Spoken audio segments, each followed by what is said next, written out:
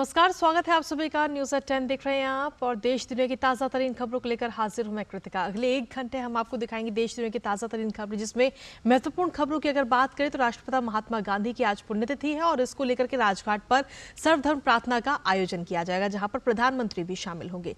इसके अलावा सर्वदलीय बैठक आज होनी है, क्योंकि कल से संसद का बजट सत्र शुरू हो रहा है। हालांकि ये अंतरिम बजट रहेगा, तो आज उसके लिए सर्वदलीय ये बैठक होनी है। इसके अलावा अगर देखा जाए तो ईडी लगातार पूछताछ कर रही है। बिहार में बीते कल लालू प्रसाद यादव से पूछताछ की थी और उसके बाद में अब पूछताछ होगी आज तेजस्वी यादव से। इसके अलावा और भी अन्य खबरें होंगी, लेकिन शुरुआत करते हैं हेडलाइंस के साथ। राष्ट्रपिता महात्मा गांधी की पुण्यतिथि आज, राजघाट पर होगा सर्वधर्म प्रार्थना का आयोजन। प्रधानमंत्री नरेंद्र मोदी प्रार्थना में होंगे शामिल।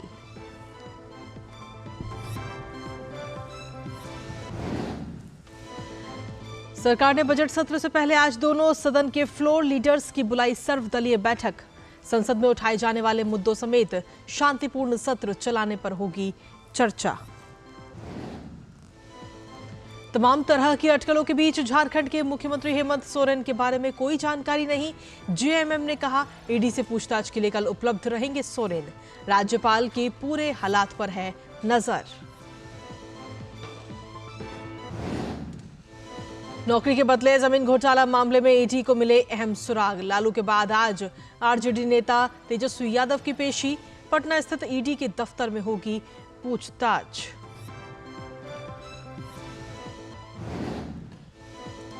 मध्य प्रदेश को आज मिलेगा बड़ा तोहफा। भोपाल और जबलपुर में 10,000 करोड़ की लागत वाली 24 नेशनल हाईवे प्रोजेक्ट का लोकार्पण और शिलान्यास करेंगे केंद्रीय मंत्री नितिन गडकरी। और घने कोहरे के आगोश में यूपी, बिहार से लेकर दिल्ली एनसीआर, कश्मीर में बर्फबारी से खिले लोगों के चेहरे। अगले 1 से 2 दिन में उत्तर भारत के कुछ इलाकों में बारिश के भी आसार।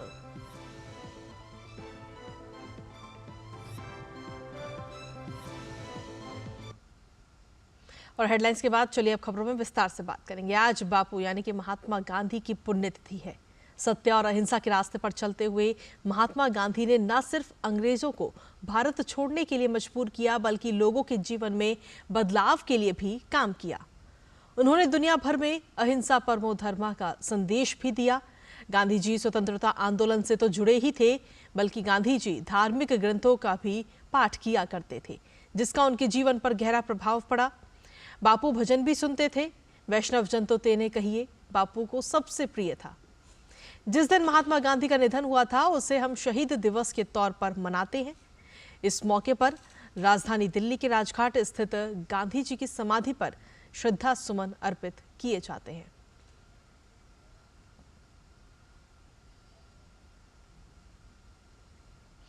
वहीं प्रधानमंत्री नरेंद्र मोदी ने राष्ट्रपिता महात्मा गांधी को उनकी पुण्यतिथि पर नमन किया है। प्रधानमंत्री ने सोशल मीडिया प्लेटफॉर्म एक्स पर कहा कि मैं पूज्य बापू को उनकी पुण्यतिथि पर श्रद्धांजलि अर्पित करता हूं। मैं उन सभी को भी श्रद्धांजलि अर्पित करता हूं जो हमारे देश के लिए शहीद हुए हैं। उनका बलिदान हमें लोगों की सेवा करने और हमारे राष्ट्र के लिए उनके दृष्टिकोण को पूरा करने के लिए प्रेरित करता है। वहीं संसद के बजट सत्र से पहले सरकार ने आज दोनों सदन में सुचारू कार्यवाही सुनिश्चित करने के लिए सर्वदलीय बैठक बुलाई है। बजट सत्र 31 जनवरी से 9 फरवरी तक चलेगा। संसदीय कार्य मंत्री प्रहलाद जोशी लोकसभा और राज्यसभा में राजनीतिक दलों के नेताओं के साथ बैठक करेंगे। 31 जनवरी को राष्ट्रपति द्रौपदी मुर्मू के अभिभाषण के साथ बजट सत्र की शुरुआत होगी। वित्त मंत्री निर्मला सीतारमण 1 फरवरी को अंतरिम बजट पेश करेंगी।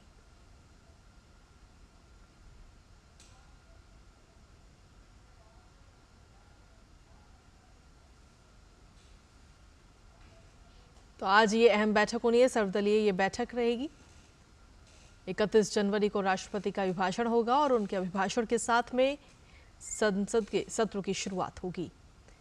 वहीं बीते कल राष्ट्रपति द्रौपदी मुर्मू के संबोधन के साथ बजट सत्र की शुरुआत होगी। वित्त मंत्री निर्मला सीतारमण अंतरिम बजट 1 फरवरी को पेश करेंगी।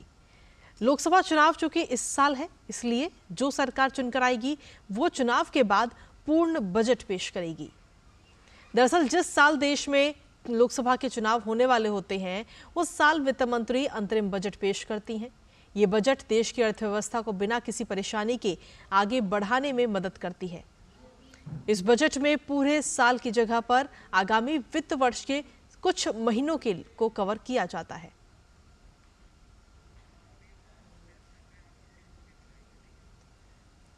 तो आपको बता दें कि 31 जनवरी से बजट सत्र की ये शुरुआत होगी और क्योंकि इस साल लोकसभा के चुनाव भी हैं, इसलिए इस बार का ये जो बजट रहेगा वो अंतरिम बजट होगा, यानी कि सिर्फ कुछ महीनों को इस बजट में कवर किया जाएगा और उसके बाद में लोकसभा चुनाव के बाद जो भी पार्टी सत्ता में चुनकर आएगी वो उसके बाद में पूरा बजट पेश करेगी।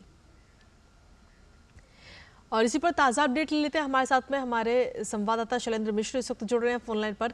शैलेंद्र, अगर देखा जाए तो कल से इस बजट सत्र की शुरुआत होगी, लेकिन उससे पहले आज हमेशा की तरह इस संसद के सत्र से पहले सर्वदलीय बैठक बुलाई गई है, जिसमें कोशिश ये की जाएगी कि सभी दलों को मनाया जाए और जो सत्र है वो सुचारू रूप से चल सके।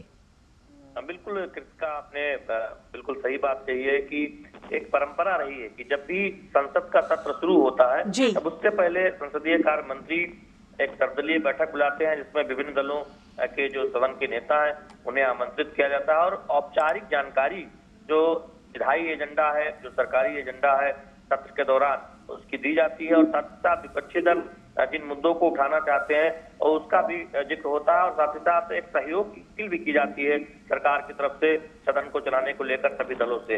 हम जानते हैं कि ये जो सत्र है इसमें एक तरह से देखें तो कामकाजी दिवस बहुत ज्यादा नहीं है और मौजूदा लोकसभा का ये अंतिम सत्र है, तो ऐसे में एक तरह से सरकार जो बहुत महत्वपूर्ण कामकाज है उसकी एक औपचारिक जानकारी देगी। हम जानते हैं कि 1 फरवरी को वित्त मंत्री निर्मला सीतारमण अंतरिम बजट पेश करने वाली है और निश्चित तौर पर सब जानते हैं कि बजट से पहले आर्थिक सर्वेक्षण पेश किया जाता है, लेकिन जब अंतरिम बजट पेश होता है तब हम देखते हैं कि आर्थिक सर्वेक्षण जब नई सरकार चुनकर आती है चुनाव के बाद और जब पूर्ण बजट आता है तब पेश किया जाता है उससे पहले। तो हम सभी की निगाहें होंगी जब अंतरिम बजट पेश किया जाएगा कि क्या महत्वपूर्ण एक तरह से कहें कि घोषणा होने वाली है। लेकिन आज की जो बैठक है उसमें सबसे महत्वपूर्ण ये है कि एक सहयोग की अपील की जाएगी कि 31 जनवरी से 9 फरवरी तक जो ये सत्र होना है उसमें सुचारू रूप से कामकाज चले, इसलिए सरकार विपक्षी दलों से सहयोग की अपील करेगी। जी शैलेंद्र, अगर पिछले सत्र की बात करें हम तो पिछले सत्र में विपक्ष की तरफ से काफी हंगामा देखने को मिला था, जिसकी वजह से कई सांसदों को निलंबित भी कर दिया गया था। देखिए, हमने देखा था कि जो पिछला सत्र था उसमें शुरुआती कामकाज तो सुचारू रूप से चला था, लेकिन उसके बाद हमने देखा कि ऐसी स्थितियां बनी जब विपक्षी दल दोनों सदनों में लगातार हंगामा करते रहे और उसकी वजह से बड़ी संख्या में सांसदों को सदन के कामकाज से पूरे सत्र के लिए निलंबित किया गया था और उसके बाद ये अपील की गई कि जो सांसद हैं वो अपने मुद्दे उठाएं, लेकिन नियमों के दायरे में वो संसद की कार्रवाई में हिस्सा लें। तो ऐसे में हम देखेंगे कि चूंकि मौजूदा लोकसभा का ये अंतिम सत्र है और बहुत ज्यादा दिन भी नहीं है, तो विपक्षी दल हो सकता है कि कुछ मुद्दों पर सरकार से स्पष्टीकरण चाहे या उनकी राय जानना चाहे और आज उसकी औपचारिक जानकारी भी सर्वदलीय बैठक में देंगे। लेकिन बहुत ज्यादा दिन नहीं है जब हम देखते हैं कि 31 जनवरी से शुरू होकर 9 फरवरी को ये सत्र खत्म हो रहा है और अहम महत्वपूर्ण कामकाज होने हैं। तो ऐसे में ये देखना होगा कि किन मुद्दों पर विपक्षी दल जोर देते हैं, क्योंकि सरकार की कोशिश होगी कि सभी दलों से बातचीत करके एक ये अपील के साथ, एक सहयोग की अपील के साथ इस सत्र को आगे बढ़ाया जाए। बिल्कुल, कोशिश तो ये रहेगी ही, लेकिन कहीं ना कहीं विपक्ष हर बार इन कोशिशों को नाकाम करता हुआ नजर आता है। पहले तो कहा जाता है कि हम पूरा सहयोग करेंगे, लेकिन उसके बाद में बीच बीच में कई सारी चीजें हमें देखने को मिलती है। तो क्या विपक्ष की तरफ से इस बार किसी मुद्दों को लेकर चीजें सामने आई हैं?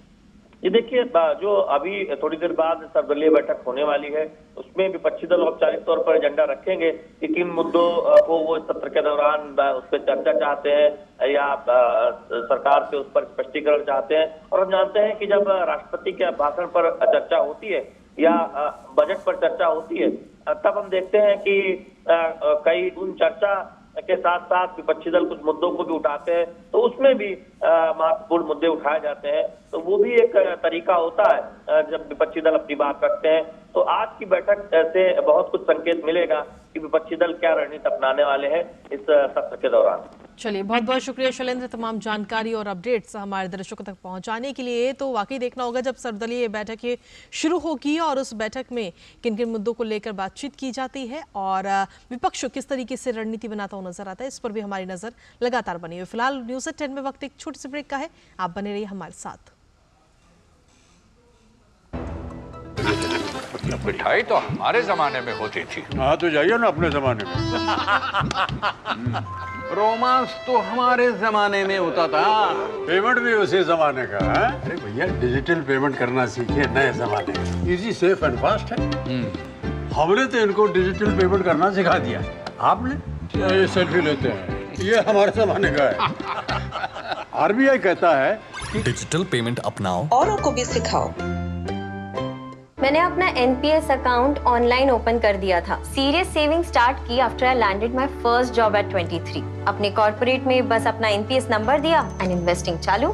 थोड़े ही दिन पहले मेरा जॉब बदल गया, मैं मुंबई से राजकोट आ गई, लेकिन मेरा एनपीएस अकाउंट सेम।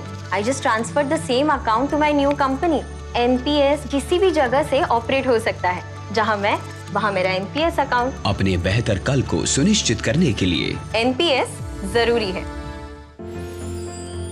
साल, बरस और सदी नहीं, एक युग गुजर जाएगा। उम्र न पूछो वंडर की, जब फर्क नजर आएगा। वंडर सीमेंट, फर्क नजर आएगा। मोदी सरकार की गारंटी, कोई नहीं रहेगा भूखा। हर महीने 80 करोड़ लोगों को मिल रहा है मुफ्त राशन। हमारा संकल्प विकसित भारत।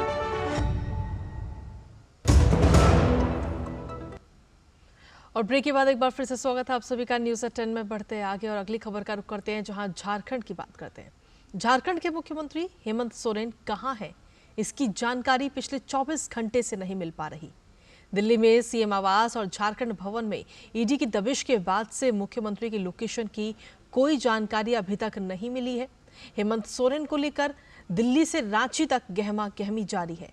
इसी बीच जेएमएम की ओर से कहा जा रहा है कि ईडी के समन पर कल सीएम जवाब देने के लिए उपलब्ध रहेंगे। ईडी की ओर से पिछले कई दिनों से मुख्यमंत्री हेमंत सोरेन को पूछताछ के लिए 10वां समन जारी किया गया था। उधर मुख्य विपक्षी दल भाजपा ने हेमंत सोरेन पर ईडी के सवालों से बचने के लिए इधर उधर भागने का आरोप लगाया है, जबकि सत्ता पक्ष के मंत्री और विधायक कल देर रात तक सीएम आवास में जुटकर बैठक करते रहे हैं। आज भी सीएम आवास में बैठक होने की संभावना है। उधर राज्यपाल ने कहा कि संविधान के संरक्षक के रूप में हालात पर मेरी नजर है। इसी बीच बीजेपी हेमंत सोरेन समेत विपक्षी गठबंधन के तमाम नेताओं को लेकर कई तरह के सवाल उठा रही है। भ्रष्टाचार ही हमारा शिष्टाचार, अगर कोई पकड़े तो हम चिल्लाए अत्याचार अत्याचार, खेले विक्टिमहुड कार्ड। यही नारा है इंडी गठबंधन का। बताइए, भ्रष्टाचार ही इनका शिष्टाचार है। एक मुख्यमंत्री झारखंड के वो मिल नहीं रहे, 9-9, 10-10 बार समन जाते हैं, समन का जवाब नहीं देते हैं। दूसरे मुख्यमंत्री दिल्ली के केजरीवाल जी, उनको भी कई समन जाते हैं तो वो समन पर ही सवाल खड़े कर देते हैं, एजेंसी पर सवाल खड़े कर देते हैं। तीसरी टीएमसी शाहजहां जैसे उनके नेता है कि ईडी जाती है जांच करने, एजेंसी जाती है जांच करने तो एजेंसी पर हमला करवा देते हैं। इस प्रकार के नेता है। तो लगातार सवाल उठाए जा रहे हैं इस वक्त, क्योंकि हेमंत सोरेन की लोकेशन की कोई जानकारी अभी तक नहीं मिल पा रही है। और इसी पर ताज़ा अपडेट ले लेते हैं हमारे साथ हमारे संवाददाता रांची से दिवाकर कुमार इस वक्त अभी कुछ देर में जुड़ेंगे। तो अभी फिलहाल अगर देखा जाए तो मुख्यमंत्री हेमंत सोरेन कहाँ हैं, अभी तक फिलहाल इसकी कोई जानकारी नहीं मिल पा रही है। पिछले 24 घंटे से लगातार अगर देखा जाए तो ईडी एक के बाद एक समन जारी कर रही है और अभी हाल ही में 10वां समन भी जारी किया गया था, जिसके बाद में जब ईडी उनके घर पर पहुंचती है, उनके दिल्ली वाले आवास पर पहुंचती है, लेकिन वहां जाकर भी कोई जानकारी नहीं मिल पाती। हालांकि इसको लेकर के जेएमएम की तरफ से कहा जा रहा है कि ईडी के समन पर मुख्यमंत्री कल जवाब देने के लिए उपलब्ध रहेंगे, लेकिन फिलहाल पिछले 24 घंटे से वो कहाँ हैं इसकी जानकारी किसी के पास नहीं है। साथ ही आपको बता दें कि बीते कल उनके आवास पर बैठक भी हुई थी। जो उनके विधायक हैं वो काफ़ी देर तक बैठक करते रहे और जानकारी ये भी मिल रही है कि आज भी शायद सीएम आवास पर बैठक हो सकती है।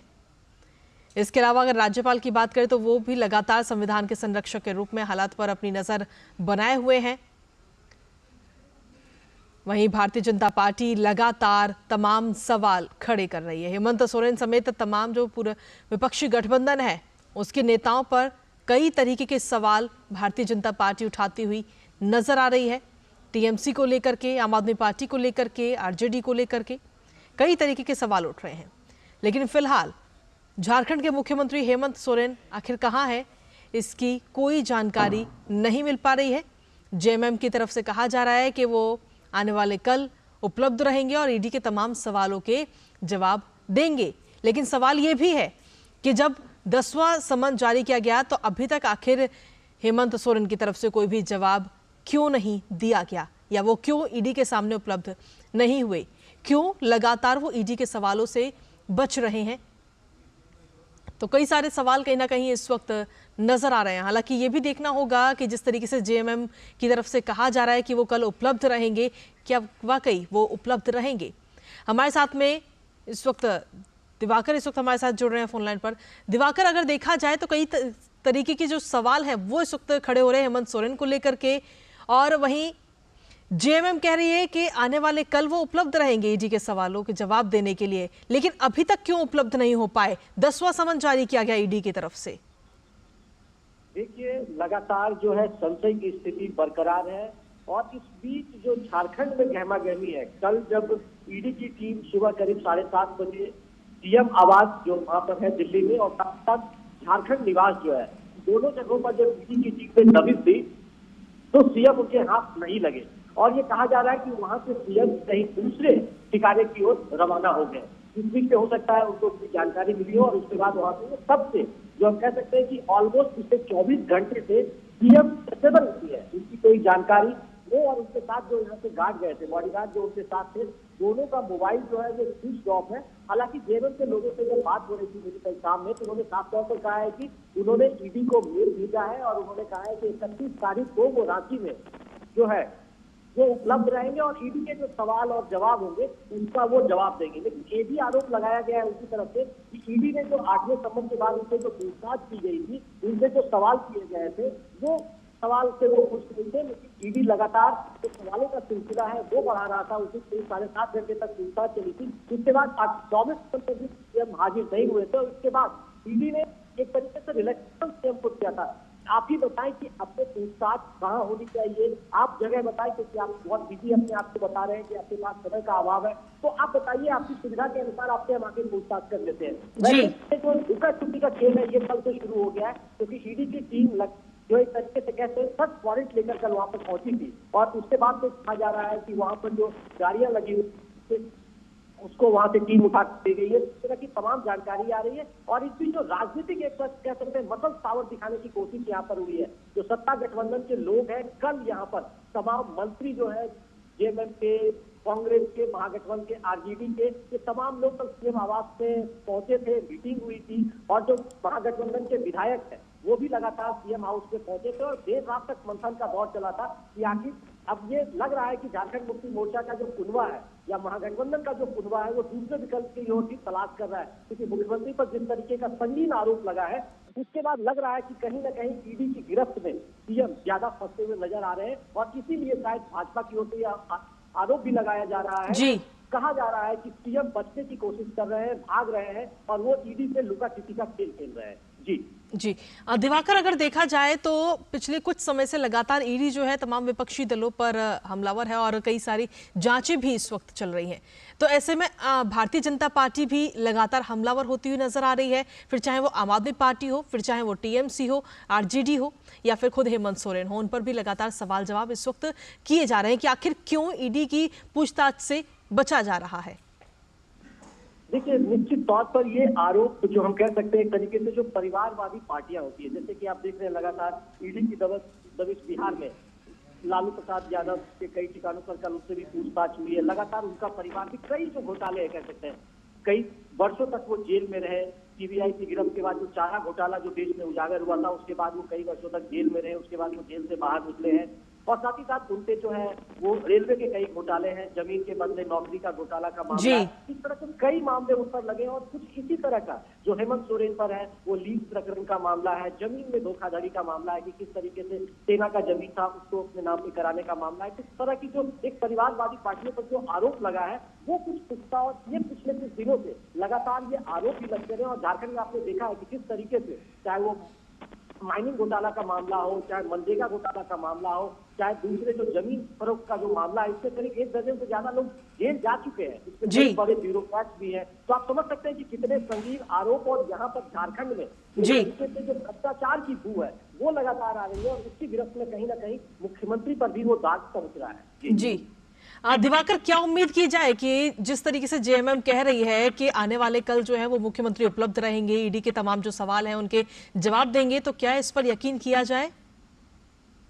देखिए, यकीन तो मुझे लगता है कि करना चाहिए, क्योंकि कितने दिन भागे, क्योंकि वो एक ऐसे पद पर बैठे हुए मुखिया हैं, राज्य को चलाने वाले मुखिया हैं। ऐसे में एक जो कह सकते हैं ना कि आशंका की सुबह है, उसके बाद कहा जाएगा कि सरकार कौन चल रहा है, बहुत तरह के आरोप प्रत्यारोप भी लगेंगे। उसके बाद सवाल सरकार पर भी, प्रशासन पे भी उठेगा कि आखिर प्रशासन को क्यों नहीं खबर है कि सीएम अगर चले गए तो ये बहुत बड़ा लैप्सेस है, इसके साथ कुछ भी इस तरह की चीजें हो सकती हैं। तो लगातार अपोजिशन भी हमलावर है, और सत्ता पक्ष की ओर से लगातार जो हम कह सकते हैं अपना जो है, क्योंकि केंद्र के जो लोग हैं वो लगातार सब जगह विरोध दर्ज कर रहे हैं किसी के खिलाफ। और लेकिन ये बात हमेशा उठकर आ रही है कि भ्रष्टाचार में, और गवर्नर की जब कल मैं बात कर रहा था तो उन्होंने भी साफ तौर पर कहा कि कानून से ऊपर कोई भी नहीं है। उनकी हर जो कह सकते हैं कि इश्यूज है उन पर उनकी नजर है, और वो लगातार इस पर नजर रख रहे हैं। और उन्होंने कहा कि संविधान के संरक्षक के रूप में उनकी स्थिति पर नजर है, और अगर ज्यादा हालात खराब होते हैं तो वो लाइन क्रॉस कर सकते हैं। तो आप समझ सकते हैं कि झारखंड की स्थिति फिलहाल असमंजस की बनी हुई है, और सभी लोगों की नजर।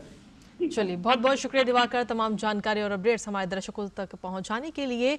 तो ये तो बात रही झारखंड की, लेकिन वहीं बिहार में भी कुछ इस तरीके के हालात। दरअसल बिहार के पूर्व मुख्यमंत्री और रेल मंत्री रह चुके लालू प्रसाद यादव और उनके परिवार की मुश्किलें, मुसीबतें लगातार बढ़ रही हैं।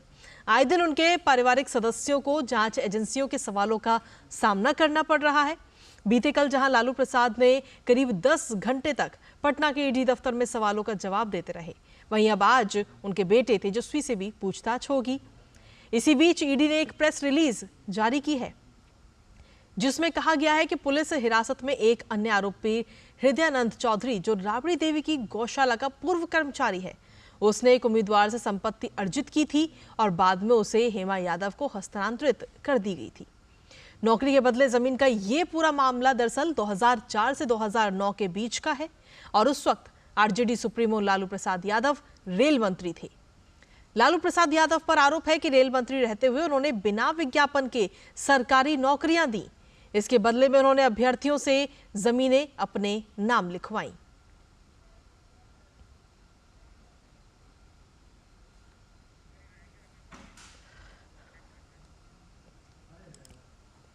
तो आपको बता दें कि लगातार इस पूरे मामले में भी जांच इस वक्त चल रही है। 2004 से लेकर 2009 के बीच का ये पूरा मामला है। हालांकि ईडी लगातार जांच कर रही है, क्योंकि इसमें लालू प्रसाद यादव और उनके परिवार के कई सदस्यों का नाम इसमें शामिल है। और बीते कल लालू प्रसाद यादव से पूछताछ हुई थी करीब 10 घंटे। ईडी के पटना वाले दफ्तर में ये पूछताछ हुई, और अब आज तेजस्वी यादव से पूछताछ होनी है। साथ ही एक प्रेस रिलीज भी ईडी की तरफ से हाल ही में जारी की गई है। इस प्रेस रिलीज में कहा गया है कि पुलिस हिरासत में एक अन्य आरोपी हृदयानंद चौधरी, जो कि राबड़ी देवी की गौशाला का पूर्व कर्मचारी है, उसने एक उम्मीदवार से संपत्ति अर्जित की थी और बाद में उसे हेमा यादव को ट्रांसफर कर दी गई थी। तो अब ऐसे में कई सारे सवाल उठ रहे हैं इस पूरे मामले को लेकर, और लगातार ईडी जो है वो एक एक कड़ी को जोड़ने की कोशिश लगातार कर रही है, और इसीलिए पूछताछ भी जारी है।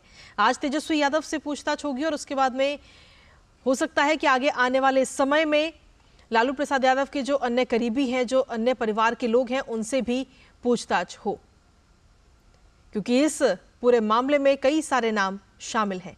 राबड़ी देवी का नाम इसमें शामिल है, साथ ही लालू प्रसाद यादव की जो दोनों बेटियां हैं, मीसा भारती और हेमा यादव, उनका भी नाम इस पूरे मामले में शामिल है। तो ऐसे में उनसे भी आगे आने वाले समय में पूछताछ हो सकती है। लेकिन फिलहाल अगर आज की बात करें तो आज तेजस्वी यादव से पूछताछ होगी पटना वाले दफ्तर में। देखना होगा कि किस तरीके से सवाल उनसे ईडी की तरफ से पूछे जाते हैं। और इसी पर ताज़ा अपडेट ले लेते हैं पटना से। हमारे संवाददाता सलमान हैदर इस वक्त जुड़ रहे हैं फोनलाइन पर। सलमान, अगर देखा जाए तो बीते कल करीब 10 घंटे तक पूछताछ हुई लालू प्रसाद यादव से और अब आज तेजस्वी यादव से पूछताछ होगी। साथ ही अगर देखा जाए तो आने वाले वक्त में, आने वाले समय में जो लालू प्रसाद यादव के और भी परिवार वाले हैं, उनकी दोनों बेटियां और उनकी पत्नी, उनसे भी पूछताछ हो सकती है इस पूरे मामले को लेकर, इस पूरे स्कैम को लेकर। जी हाँ कृतिका, यहाँ पे अभी से ईडी दफ्तर पे भीड़ जुटनी शुरू हो गई है और देखना होगा कि आज, कल तो बहुत ही मैराथन पूछताछ हुई लालू प्रसाद से, लेकिन आज क्या आउटकम रहता है ये देखना होगा। लगभग 50 सवालों की एक सूची बनाई थी ईडी ने कल और एक बहुत ही गहन पूछताछ हुई, बावजूद इसके कि मीसा भारती बार बार ये कहती रही कि उनके पिता की तबीयत ठीक नहीं है और इस सिलसिले में वो 2 बार फिर अंदर भी गई, दवाएं दी, खाना दिया और लेकिन पूछताछ अनवरत जारी रही 10 घंटे तक। और आज जो है अब तेजस्वी को बुलाया गया है, तो अब से थोड़ी देर में तेजस्वी पहुंचने ही वाले हैं यहाँ पर और ये देखना होगा कि आज क्या रहता है, क्या स्थिति रहती है। कल काफी सुरक्षा व्यवस्था के इंतजाम भी किए गए थे, सीआरपीएफ को शाम को बुला लिया गया था और ये आशंका व्यक्त की जा रही थी कि शायद लालू यादव को गिरफ्तार कर लिया जाए, लेकिन ऐसा हुआ नहीं। रात 9 बजे करीब उनको जाने दिया गया और आज हम देखेंगे अब जैसे आ जाते हैं तो क्या स्थिति रहती है इस मामले में। और जैसा कि आपने कहा कृतिका कि उनकी दोनों बेटियों और पत्नी राबड़ी देवी को भी समन किया गया है, तो उनका भी नंबर आएगा और इस भ्रष्टाचार के मामले में ईडी अपनी जांच पूरी मुस्तैदी से कर रही है। जी सलमान, अभी जिस तरीके से देखा जाए, हाल ही में एक प्रेस रिलीज भी जारी की गई है ईडी की तरफ से, उसमें क्या कुछ खास है? क्योंकि उसमें जिक्र किया गया है एक और आरोपी का जिसको हिरासत में लिया गया है। देखिए, भोला यादव को गिरफ्तार किया गया था, जो उस समय ओएसडी थे, जब रेल मंत्री थे लालू यादव।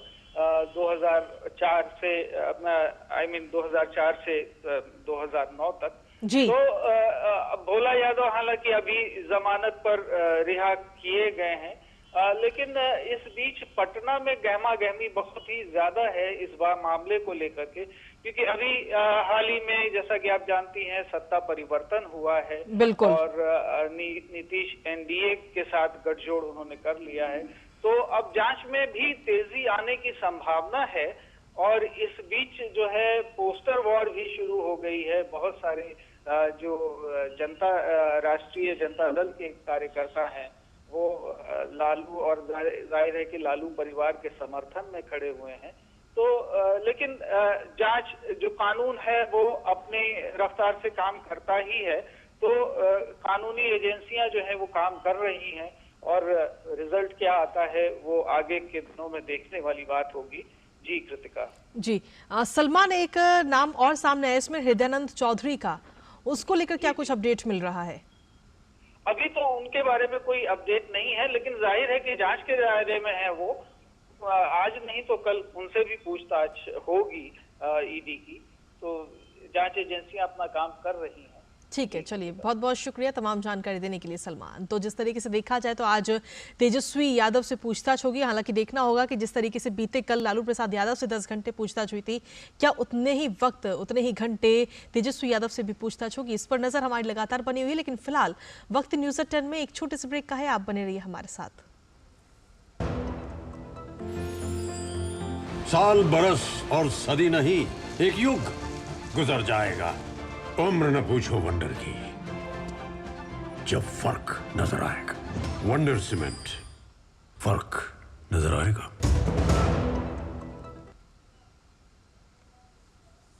और ब्रेक के बाद एक बार फिर से स्वागत है आप सभी का। न्यूज़ 10 में खबरों में आगे बढ़ेंगे, लेकिन उससे पहले एक बार फिर से नजर डाल लेते हैं हेडलाइंस पर।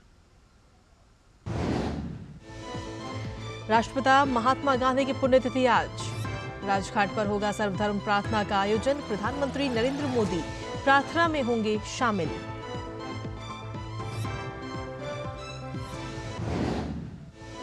सरकार ने बजट सत्र से पहले आज दोनों सदन के फ्लोर लीडर्स की बुलाई सर्वदलीय बैठक। संसद में उठाए जाने वाले मुद्दों समेत शांतिपूर्ण सत्र चलाने पर होगी चर्चा। तमाम तरह की अटकलों के बीच झारखंड के मुख्यमंत्री हेमंत सोरेन के बारे में कोई जानकारी नहीं। जेएमएम ने कहा ईडी से पूछताछ के लिए कल उपलब्ध रहेंगे सोरेन। राज्यपाल की पूरे हालात पर नजर।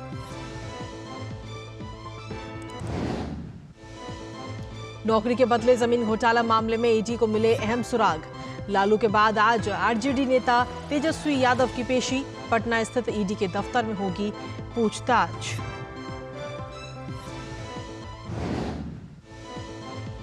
मध्य प्रदेश को आज मिलेगा बड़ा तोहफा। भोपाल और जबलपुर में 10,000 करोड़ की लागत वाली 24 नेशनल हाईवे प्रोजेक्ट का लोकार्पण और शिलान्यास करेंगे केंद्रीय मंत्री नितिन गडकरी।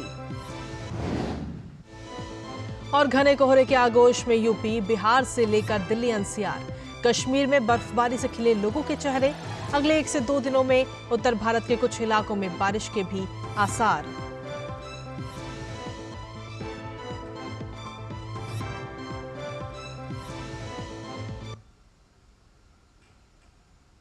और चलिए खबरों में आगे बढ़ेंगे, जहां मध्य प्रदेश को आज केंद्र सरकार की तरफ से बड़ा तोहफा मिलने जा रहा है। दरअसल केंद्रीय सड़क और राजमार्ग मंत्री नितिन गडकरी आज जबलपुर और भोपाल को 10,000 करोड़ की लागत से बनने वाले 24 नेशनल हाईवे से जुड़े प्रोजेक्ट का लोकार्पण और शिलान्यास करेंगे। ये प्रोजेक्ट 724 किलोमीटर लंबा होगा। पहला कार्यक्रम सुबह 11 बजे जबलपुर के वेटरनरी कॉलेज ग्राउंड में होगा। इसके बाद दोपहर 2 बजे भोपाल के लाल परेड ग्राउंड में कार्यक्रम में शामिल होंगे नितिन गडकरी। और साथ ही आपको बता दें कि दोनों ही जगहों पर नितिन गडकरी जनसभा को भी संबोधित करते हुए नजर आएंगे। वहीं चंडीगढ़ मेयर चुनाव के लिए आज मतदान हो रहा है। इस चुनाव में सीधा मुकाबला कांग्रेस और आम आदमी पार्टी के गठबंधन और बीजेपी के बीच है।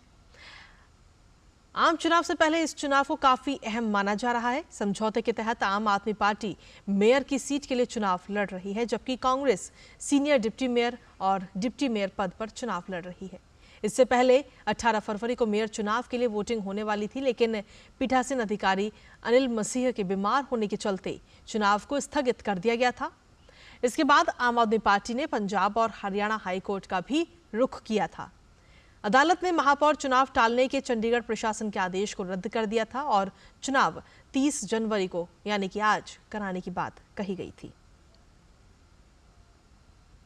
वित्त मंत्री निर्मला सीतारमण 1 फरवरी को अंतरिम बजट पेश करने वाली हैं और इस बजट में विकसित भारत के साथ साथ महिलाओं के सशक्तिकरण की झलक देखने को मिल सकती है। सरकार दरअसल महिलाओं के नेतृत्व में विकास को लगातार बढ़ावा दे रही है और यही वजह है कि हर क्षेत्र में महिलाओं की भागीदारी बढ़ रही है, जो कि आर्थिक विकास के लिए भी काफी महत्वपूर्ण है। आइए आपको दिखाते हैं इसी पर आधारित ये खास रिपोर्ट।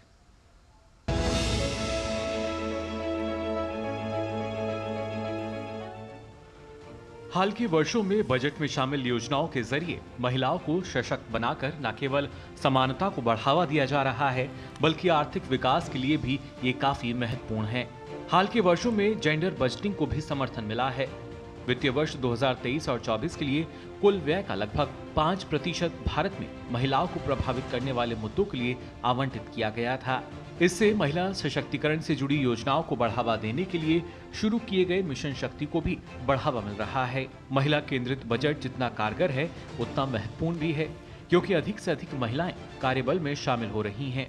पिछले बजटों में भी विशेष रूप से महिलाओं और युवा लड़कियों के लिए कौशल प्रशिक्षण कार्यक्रमों की बात हो या फिर कृषि क्षेत्र में नमो ड्रोन दीदी जैसी योजनाएं आज महिलाओं को सशक्त करते हुए आत्मनिर्भर बना रही हैं। अंतर्राष्ट्रीय मुद्रा कोष यानी IMF की एक रिपोर्ट के अनुसार भारत में लैंगिक समानता हासिल करने, जिसका अर्थ है श्रम बल में पुरुषों के समान महिलाओं की भागीदारी, संभावित रूप से भारत की GDP में अच्छा इजाफा कर सकती है। विश्व बैंक के अनुसार यदि 50% भारतीय महिलाएं कार्यबल में शामिल होती हैं, तो भारत अपनी वृद्धि दर 1.5% अंक बढ़ाकर 9% वार्षिक तक पहुंचा सकता है। आज हर क्षेत्र में महिलाओं की भागीदारी नजर आती है। महिलाओं के विविध दृष्टिकोण, कौशल और नवाचार से अधिक मजबूत और गतिशील अर्थव्यवस्था को बढ़ावा मिल रहा है, वो भी ऐसे समय में जब विकासात्मक बदलाव से भारत वैश्विक मंचों पर प्रगति कर रहा है। और विश्व की तीसरी सबसे बड़ी अर्थव्यवस्था बनने को अग्रसर है। आगामी 1 फरवरी को वित्त मंत्री निर्मला सीतारमण जब अंतरिम बजट पेश करेंगी तो इसमें विकसित भारत की झलक के साथ ही देश को विकसित बनाने के लिए आत्मनिर्भर होती नारी शक्ति पर भी फोकस देखने को मिलेगा। Bureau report, DD news.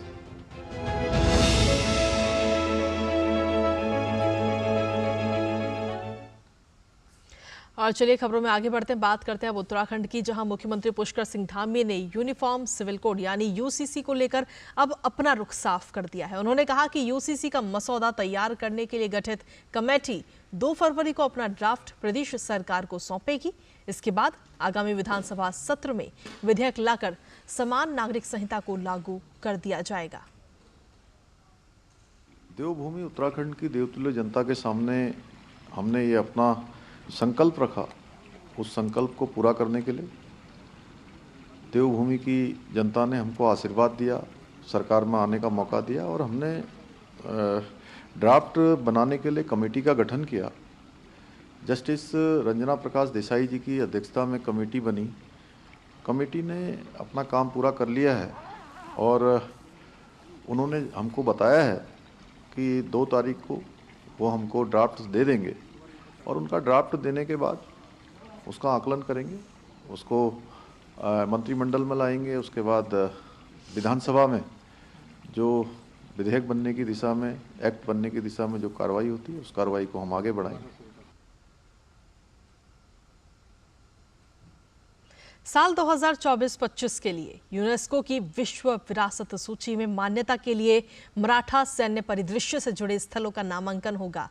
इसमें महाराष्ट्र का सालहेर किला, शिवनेरी किला, लोहगढ़, खंडेरी किला, रायगढ़, राजगढ़, प्रतापगढ़, सुवर्णदुर्ग, पन्हाला किला, विजयदुर्ग, सिंधुदुर्ग और तमिलनाडु का जिंजी किला शामिल है।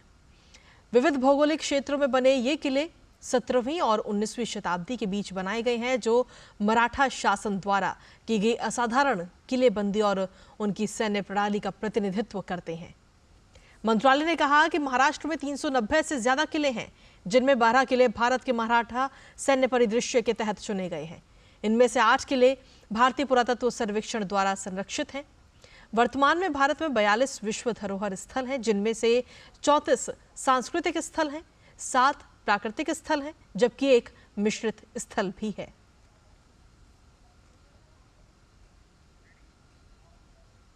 और अब बात अयोध्या धाम की करते हैं, जहां रामलला की प्राण प्रतिष्ठा के बाद दर्शन के लिए आने वाले श्रद्धालुओं का जत्था लगातार देखा जा सकता है। बीती 22 जनवरी को हुई प्राण प्रतिष्ठा से लेकर अब तक करीब 19 लाख से ज्यादा राम भक्तों ने मंदिर में दर्शन पूजन कर लिए हैं। अयोध्या नगरी से लेकर मंदिर परिसर में दिन भर जय श्री राम का जय घोष गूंज रहा है। देश विदेश, विभिन्न राज्यों और उत्तर प्रदेश के विभिन्न जिलों से रोजाना बड़ी संख्या में श्रद्धालु श्री राम लला के दर्शन के लिए पहुंच रहे हैं। रोजाना 2 से 3 लाख श्रद्धालु यहां पर पहुंच रहे हैं। वहीं मुख्यमंत्री योगी आदित्यनाथ के निर्देश पर बनी उच्च स्तरीय कमेटी की देखरेख में श्रद्धालुओं को सुगमता के साथ साथ दर्शन पूजन की व्यवस्था उपलब्ध कराई जा रही है।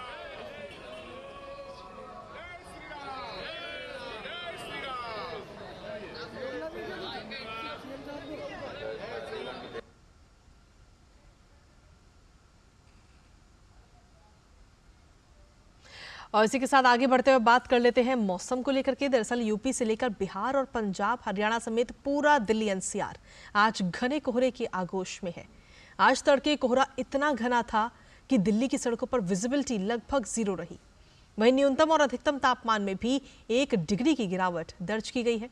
मौसम विभाग के मुताबिक उत्तर भारत में अगले 2 दिनों में मौसम और भी खराब हो सकता है। आने वाले दिनों में ज्यादातर हिस्सों में बारिश के भी आसार बन रहे हैं। लोग खुद को गर्म रखने के लिए अलाव का सहारा लेते हुए नजर आ रहे हैं। वहीं दिल्ली में कोहरे के कारण कई ट्रेनें देरी से चल रही हैं।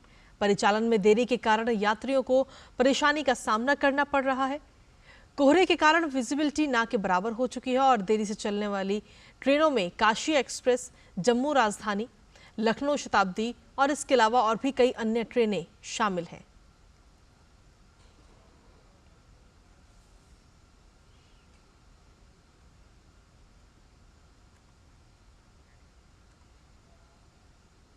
तो जहां एक तरफ दिल्ली एनसीआर में कोहरे का कहर है, वहीं दूसरी तरफ जम्मू कश्मीर में बर्फबारी से लोगों के चेहरे खिल गए हैं। सोनमर्ग और गुलमर्ग में हो रही बर्फबारी की वजह से पर्यटकों और स्थानीय लोग बेहद खुश हैं। आखिर कश्मीर की घाटी में पिछले 2 महीनों के इंतजार के बाद बर्फबारी हो रही है। हालांकि बर्फबारी के कारण पुंछ पीर पंजाल रेंज पर भारी बर्फबारी के कारण मुगल रोड को बंद भी कर दिया गया है। इन दिनों पूरा इलाका सफेद चादर से ढका हुआ है और लोगों को भी आने जाने पर अभी फिलहाल रोक लगा दी गई है। हालांकि आने वाले दिनों में जम्मू कश्मीर में ऐसे ही मौसम रहने की भी संभावना जताई गई है। पहाड़ी क्षेत्रों में हल्की से मध्यम वर्ग की बर्फबारी की भी संभावना जताई रही है। विभाग के अनुसार अगले 2 दिनों में कुपवाड़ा, बांदीपोरा, बारामूला, गांदरबल, शोपियां, कुलगाम और अनंतनाग जिलों जैसे कुछ ऊंचे इलाकों में भारी बर्फबारी होगी। सोनमर्ग और गुलमर्ग जैसी जगहों पर जाने वाले पर्यटकों और स्थानीय लोगों के लिए भी सलाह जारी की गई है। और आगे बढ़ते हुए बात गोवा की करते हैं, जहां 6 से 9 फरवरी के बीच इंडिया एनर्जी वीक 2024 का आयोजन होने जा रहा है। इस कार्यक्रम में दुनिया भर के 100 से भी ज्यादा देशों के प्रतिनिधि ऊर्जा क्षेत्र के आगे की रणनीति पर विचार विमर्श करने के लिए इकट्ठा हो रहे हैं। इस कार्यक्रम का उद्देश्य साझेदारी और नवाचार को बढ़ावा देने के साथ ही ऐसे सॉल्यूशन का पता लगाना है जो भारत के ऊर्जा क्षेत्र को एक सतत और जीवंत भविष्य की ओर अग्रसर करेंगे। और चलिए खबरों में आगे बढ़ते हैं, जहां भारत के विदेश सचिव Energy Week to that extent is a golden opportunity for all these related developments on the energy front to be showcased and provide a platform for further development and growth. The event will also feature increased focus across the entire energy value chain, including 3 sessions on biofuels, 3 sessions on hydrogen and 2 sessions on CCUS. वहीं भारत के विदेश सचिव विनय मोहन क्वात्रा इन दिनों भूटान की 3 दिन की यात्रा पर हैं, जहां उन्होंने बीते कल भूटान के नए प्रधानमंत्री टोब्गे से मुलाकात की और दोनों देशों के बीच स्थायी संबंधों को मजबूत करने के लिए उनके साथ महत्वपूर्ण चर्चा की। दोनों ने इसे हिमालयी राष्ट्रों के साथ भारत के संबंधों को बढ़ाने के लिए परस्पर हित के क्षेत्रों और बहुविषयक सहयोग पर बातचीत की। भूटान में पीपुल्स डेमोक्रेटिक पार्टी के नेता त्शेरिंग टोब्गे के नेतृत्व में नई सरकार के गठन के बाद भारत की ओर से ये पहली उच्च स्तरीय यात्रा है। इससे पहले विदेश सचिव विनय मोहन क्वात्रा ने भूटान के विदेश सचिव ओम पेमा चौडेन के साथ द्विपक्षीय बातचीत की।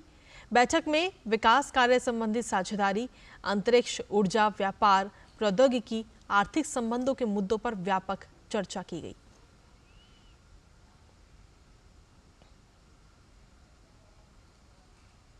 अमेरिका के जॉर्जिया में एक भारतीय छात्र की हत्या का मामला इस वक्त सामने आया है। आरोपी जुलियन फॉकनर ने भारतीय छात्र विवेक सैनी के सर और चेहरे पर हथौड़े से ताबड़तोड़ हमला किया, जिससे विवेक सैनी की मौत हो गई। पंचकुला के गांव भगवानपुर निवासी 25 वर्षीय विवेक सैनी अमेरिका में MBA की पढ़ाई करने के लिए गया था। वो एक स्टोर में क्लर्क के तौर पर पार्ट टाइम जॉब भी करता था। अमेरिका में विवेक सैनी के साथ काम कर रहे उसके दोस्त ने बताया कि आरोपी 3 से 4 दिन से विवेक से खाने पीने की वस्तुएं मुफ्त ले जाता था, लेकिन 14 फरवरी को विवेक सैनी ने आरोपी को फ्री में सामान देने से इनकार कर दिया, जिसके बाद उसने हत्या का प्लान बनाया। अटलांटा में भारत के वाणिज्य दूतावास ने भारतीय छात्रों की हत्या पर गहरा दुख व्यक्त किया है। वाणिज्य दूतावास ने हमले की कड़े शब्दों में निंदा की।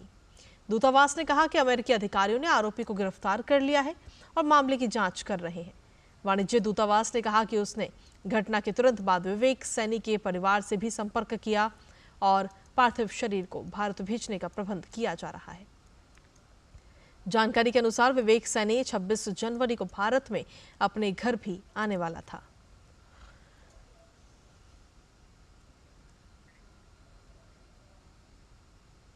अमेरिकी विदेश मंत्री एंटनी ब्लिंकन को उम्मीद है कि हंगरी आने वाले हफ्तों में स्वीडन को नाटो में शामिल होने की मंजूरी दे देगा।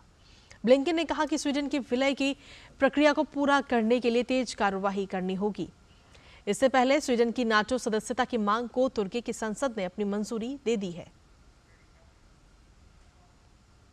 जॉर्डन सीरियाई सीमा पर स्थित अमेरिकी सैन्य ठिकानों पर हुए ड्रोन हमले में 3 अमेरिकी सैनिकों की मौत के बाद अमेरिकी प्रशासन ने कहा कि वो ईरान के साथ व्यापक युद्ध नहीं चाहता। व्हाइट हाउस के राष्ट्रीय सुरक्षा प्रवक्ता जॉन किर्बी ने कहा कि हम संघर्ष करना नहीं चाहते। अमेरिका ने इस हमले के लिए ईरान समर्थित चरमपंथी समूह को जिम्मेदार बताया है। हालांकि ईरान ने अमेरिका के आरोपों का खंडन भी किया। इससे पहले अमेरिकी राष्ट्रपति जो बाइडेन ने कहा कि अमेरिका अपने हिसाब से बदला लेगा।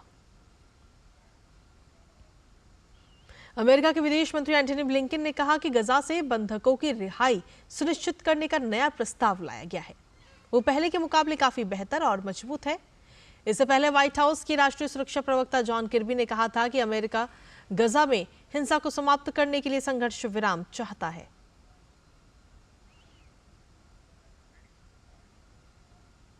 वहीं चिली में इन दिनों भीषण गर्मी पड़ रही है। राजधानी सेंटियागो में भीषण गर्मी के प्रकोप को देखते हुए रेड अलर्ट जारी किया गया है। कई क्षेत्रों में तापमान 35 डिग्री के पार भी दर्ज किया गया। प्रशासन ने लोगों को घरों में रहने की हिदायत दी है। मौसम वैज्ञानिकों के अनुसार जलवायु परिवर्तन के कारण चिली में ऐसी स्थिति पैदा हुई है। और चलिए अब बात खेलों की करते हैं, जहां अंडर 19 विश्व कप के सुपर 6 स्टेज में आज भारतीय टीम की भिड़ंत न्यूजीलैंड के साथ होगी। उदय सहारन की कप्तानी में भारतीय टीम ने अब तक खेले तीनों ही मैचों में जीत हासिल की है। वहीं कीवी टीम को शुरुआती 2 मैचों में जीत के बाद पाकिस्तान के खिलाफ हार का मुंह देखना पड़ा था। ग्रुप ए में शीर्ष पर रहकर सुपर 6 में पहुंची भारतीय टीम के लिए अच्छी बात यह है कि इसी मैदान पर अगला मैच भी खेलना है, जहां उसने तीनों मैच जीते हैं। वहीं न्यूजीलैंड टीम ईस्ट लंदन से आई है और उसे हालात के अनुरूप ढलना होगा। भारत ने बांग्लादेश, आयरलैंड और अमेरिका को हराया है। पहले मैच में बांग्लादेश के खिलाफ परेशानी आई, लेकिन बाकी दोनों मैचों में भारत ने शानदार जीत दर्ज की।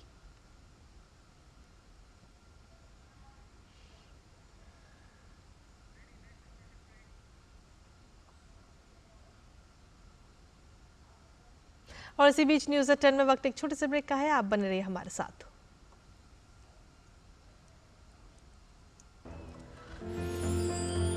साल, बरस और सदी नहीं, एक युग गुजर जाएगा। उम्र न पूछो वंडर की, जब फर्क नजर आएगा। वंडर सीमेंट, फर्क नजर आएगा। दिन भर की सुर्खियों से अलग खबरों की दुनिया और भी है। खबरें जो आपको दे नया नजरिया, खबरें जिसमें दिखे समाज की परछाई। ऐसी खबरें जो कहती हैं न्यू इंडिया की कहानी। खबरें जो है अनछुई, कुछ खट्टी कुछ मीठी, हम लाते हैं आपके लिए ढूंढकर। खबर हटकर सोमवार से शुक्रवार सिर्फ डीडी न्यूज पर।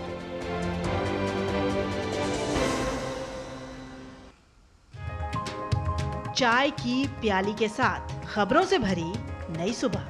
देश की राजनीति, आम जन की कहानी, विदेशों की हलचल, कारोबार का गुणा भाग, खेल का मैदान, मनोरंजन और ज्ञान विज्ञान, विरासत और संस्कृति के साथ सेहत की बात और ग्लैमर का तड़का।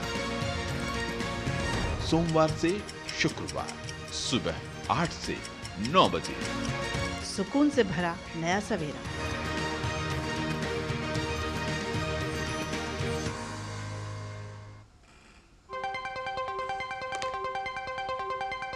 राजनीति की चाल से दुनिया के हाल तक, खेल के मैदान से किसान के खलियान तक, दिन भर की हर छोटी बड़ी खबर को समेटे खबर के हर किरदार को दिखाते हैं हम। डीडी न्यूज का प्राइम टाइम शो, सटीक और भरोसेमंद खबरें, खबर ही नहीं खबर का विश्लेषण भी, नए तेवर, नए कलेवर, नई धार और नई रफ्तार के साथ देखिए न्यूज नाइट हर रात 8 बजे सिर्फ डीडी न्यूज पर।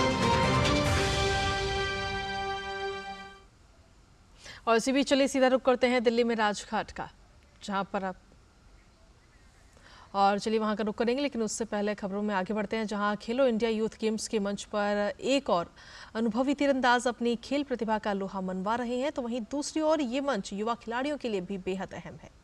महाराष्ट्र के तीरंदाज मानव और मिहिर ने बताया कि ये मंच किस प्रकार बुनियादी स्तर पर खिलाड़ियों को तैयार कर रहा है। इन खिलाड़ियों से बात की हमारे संवाददाता दीपिका महतो ने, आपको सुनाते हैं। खेलो इंडिया यूथ गेम्स में आर्चरी का आयोजन किया जा रहा है और फिलहाल हमारे साथ वर्ल्ड चैंपियनशिप मेडलिस्ट महाराष्ट्र के मौजूद हैं मिहिर और मानव। मिहिर, खेलो इंडिया यूथ गेम्स में ये आपका कौन सा सीजन है जिसमें आप पार्टिसिपेट? सेकंड सीजन है मेरा। और आपका? मेरा भी सेकंड है। पहले जब आपने खेला और उसमें लेकर और अभी तक के क्या क्या आपको फ़ायदे नज़र आए हैं खेलो इंडिया में भाग लेने के? तो हमारे वो स्कीम चालू हुई है, खेलो इंडिया की स्कीम में आ गए हम लोग। उससे क्या फ़ायदा है आपको? उससे 10,000 रुपीज़ पर मंथ मिलता है। ट्रेनिंग में मदद होती है? ट्रेनिंग में तो होती है क्योंकि इक्विपमेंट बहुत महंगा आता है, इसलिए थोड़ा मदद तो होती है घर वालों को भी। कितनी ज़रूरी है खेलो इंडिया के स्पॉन्सरशिप प्लेयर्स के लिए, खास करके बडिंग प्लेयर्स के लिए? यार डाइट में फ़ायदा होता है, मीन्स हमारा महीने का थोड़ा तो खर्चा वो गवर्नमेंट उठा सकती है और यहाँ से पार्टिसिपेट के भी हमें 50,000 रुपीज़ मिलते हैं, वो हमें इक्विपमेंट में काम आते हैं। आर्चरी में भी काफ़ी ऐसे प्लेयर्स हैं जो इंटरनेशनल लेवल पे खेल चुके हैं, एशियन गेम्स खेल चुके हैं, कुछ अर्जुन अवार्डी भी हैं। इस तरीके का इंटेंस कंपटीशन देख के आप लोगों को कुछ नर्वसनेस होती है या ज़्यादा एक्साइटमेंट होती है? मोटिवेशन लेते हैं आप उन लोगों से? थोड़ा सा तो मोटिवेट ही फील होता है कि हमें भी उनकी तरह बनना है और उनकी तरह हमें भी अचीव करना है। वही हमारे मतलब महाराष्ट्र की 2-3 बड़े प्लेयर्स है, एशियन गेम्स मेडलिस्ट है, वही हमारा रोल मॉडल है, वो सब उनके जैसे ही बनना है। महाराष्ट्र हमेशा टॉप पे रहा है खेलो इंडिया यूथ गेम्स में, इस बार आपका क्या एम है? इस बार भी शायद हमें मिल ही जाएगा ट्रॉफी, क्योंकि पिछले साल भी मिला था और इस बार भी हमारा रेशो ऊपर ही है सबसे ज़्यादा। और आपका? मिल ही जाएगा कंफर्म, हर बार महाराष्ट्र लेके जा रहा है और जाएगा भी। खेलो इंडिया के बाद सबसे बड़ा नेक्स्ट प्लान? अभी वर्ल्ड कप की ट्रायल है उसका और एशिया कप के भी लिए जाना है, तो उसके लिए तैयारी है। खेलो इंडिया आपको उस प्लेटफॉर्म के लिए तैयार करने में मदद करता है? हाँ, थोड़ी सी मदद करता है क्योंकि यहाँ पे भी इंडिया के सारे टॉप आर्चर्स ही आते हैं, तो उनके साथ कॉम्पीट करके पता चलता है अपनी रैंक कहाँ पे। बिल्कुल, आप दोनों को बहुत बहुत शुभकामनाएं आपके आगे के मैचेस के लिए। ये सुना आपने आर्चर्स जो महाराष्ट्र से आते हैं और आगे जाके उन्हें इंटरनेशनल प्लेटफॉर्म के लिए तैयारी करनी है और खेलो इंडिया परफेक्ट प्लेटफॉर्म है फिलहाल उनके लिए। कैमरा पर्सन सेंथिल के साथ दीपिका, डीडी न्यूज़, चेन्नई। वहीं चेन्नई में चल रहे खेलो इंडिया यूथ गेम्स में युवा खिलाड़ियों का दमदार प्रदर्शन देखने को मिल रहा है। तैराकी में लड़कों के 400 मीटर फ्री स्टाइल में राजस्थान के युग चलानी ने स्वर्ण पदक जीतने में सफलता पाई। युग ने मात्र 4 मिनट में 5.23 सेकंड के साथ पहला स्थान प्राप्त किया। इस स्पर्धा में आंध्र प्रदेश के तैराक को रजत और महाराष्ट्र के रौनक को कांस्य पदक मिला है। लड़कियों के 400 मीटर मेडले में कर्नाटक की तान्या ने सभी को पीछे छोड़ते हुए स्वर्ण पदक अपने नाम करने में सफलता पाई। उन्होंने 5 मिनट 10.24 सेकंड में रेस को पूरा किया। तमिलनाडु की श्रीनिधि ने रजत और महाराष्ट्र की राघवी रामानुजन ने कांस्य पदक जीता। लड़कियों के 100 मीटर फ्री स्टाइल के फाइनल में असम की ज्योति हजारिका ने स्वर्ण पदक अपने नाम किया। महाराष्ट्र की तैराक को रजत और गुजरात की तैराक को कांस्य पदक प्राप्त हुआ।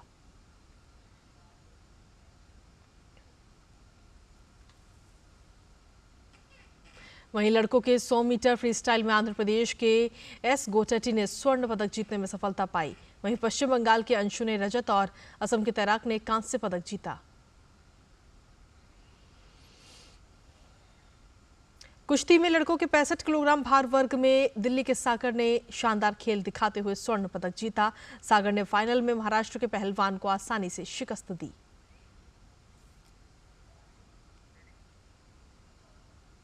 भारतीय टीम को इंग्लैंड के खिलाफ 5 मैचों की टेस्ट सीरीज के दूसरे मुकाबले से पहले तगड़ा झटका लगा है। रविंद्र जडेजा और केएल राहुल चोट के कारण दूसरे टेस्ट से बाहर हो गए हैं। ये जानकारी भारतीय क्रिकेट कंट्रोल बोर्ड ने दी है। पहले टेस्ट में भारत को इंग्लैंड के हाथों 28 रनों की हार मिली थी। जडेजा को हैदराबाद में खेले गए पहले टेस्ट के चौथे दिन हैमस्ट्रिंग इंजरी हुई थी, जबकि केएल राहुल ने दाहिने क्वाड्रिसेप्स में दर्द की शिकायत की थी। बीसीसीआई की मेडिकल टीम दोनों खिलाड़ियों पर नजर रखे हुए है। इन दोनों खिलाड़ियों की जगह चयन समिति ने सरफराज खान, सौरभ कुमार और वाशिंगटन सुंदर को दूसरे टेस्ट के लिए टीम इंडिया में शामिल किया है। हालांकि आवेश खान अपनी रणजी टीम मध्य प्रदेश के साथ बने रहेंगे और जरूरत पड़ने पर ही टीम इंडिया में शामिल होंगे। सरफराज का घरेलू क्रिकेट में हालिया प्रदर्शन काफी अच्छा रहा है और पिछले कुछ सालों में काफी रन बनाए हैं। अब दूसरा टेस्ट मैच 2 फरवरी से विशाखापट्टनम में खेला जाएगा। और चलिए अब नजर डालते हैं कारोबार जगत से जुड़ी कुछ खास और अहम खबरों पर फटाफट अंदाज में। वित्त वर्ष 2025 में देश की अर्थव्यवस्था की वृद्धि दर 7% के करीब रहने का अनुमान है। वित्त मंत्रालय ने भारतीय अर्थव्यवस्था की समीक्षा रिपोर्ट में यह अनुमान लगाया है। सरकार ने कहा है कि कोविड महामारी के बाद लगातार चौथा साल होगा जब देश की अर्थव्यवस्था 7% या इससे अधिक रफ्तार से बढ़ेगी। दिसंबर 2023 तक इस वित्तीय वर्ष के पहले 9 महीनों में भारतीय रेलवे ने लगभग 75% पूंजीगत व्यय का उपयोग देखा है। दिसंबर 2023 तक करीब 2 लाख करोड़ रुपए का पूंजीगत व्यय हुआ है, जो अब तक का उच्चतम है। इस वित्तीय वर्ष के दौरान रेलवे के कुल पूंजीगत व्यय का 75% यानी 2.62 लाख करोड़ रुपए का उपयोग हुआ। और आपको बता दें कि आज राष्ट्रपिता महात्मा गांधी की पुण्यतिथि है और इसी को लेकर के सीधा रुख कर रहे हैं इस वक्त दिल्ली के राजघाट का, जहां पर प्रधानमंत्री नरेंद्र मोदी भी